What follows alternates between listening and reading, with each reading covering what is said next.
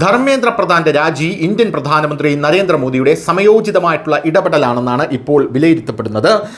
NEET paper ചോർച്ച വിവാദത്തിൽ ഡൽഹിയിലെ ജന്തർ മന്ദിറിൽ നടന്ന പ്രതിഷേധത്തിന്റെ 37-ാം ദിവസമാണ് വിദ്യാഭ്യാസ മന്ത്രി ധർമ്മേന്ദ്ര പ്രധാൻ രാജിവെച്ചത്.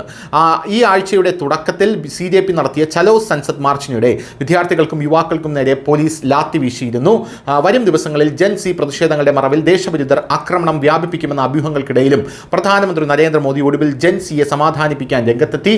വ്യാഴാഴ്ച വൈകുന്നേരം അദ്ദേഹം ഇൻസ്റ്റാഗ്രാമിൽ ഒരു വീഡിയോ പോസ്റ്റ് ചെയ്തു.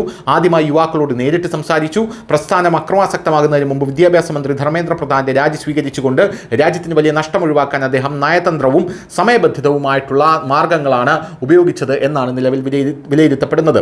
നീറ്റ് പേപ്പർ ചോർച്ചാ വിഷയത്തിൽ 36 ദിവസം മുമ്പ് കോക്രോച്ച് ജനതാ പാർട്ടി ആരംഭിച്ച പ്രസ്ഥാനം ശനിയാഴ്ച വിദ്യാഭ്യാസ മന്ത്രി ധർമ്മേന്ദ്ര പ്രധാന്റെ രാജിയോടെ അവസാനിച്ചു. ഇതോടൊപ്പം നീറ്റ് പേപ്പർ ചോർച്ചയെ തുടർന്ന് ആത്മഹത്യ ചെയ്ത എല്ലാ വിദ്യാർത്ഥികളുടെയും കുടുംബങ്ങൾക്ക് 1 കോടി നഷ്ടപരിഹാരം നൽകുക, വിദ്യാർത്ഥി പ്രതിഷേധക്കാർക്കെതിരെ നിയമ നടപടി സ്വീകരിക്കാതിരിക്കുക എന്നിവയുൾപ്പെടെ CJPയുടെ പ്രധാന ആവശ്യങ്ങൾ കേന്ദ്ര സർക്കാർ അംഗീകരിക്കുകയും ചെയ്തു.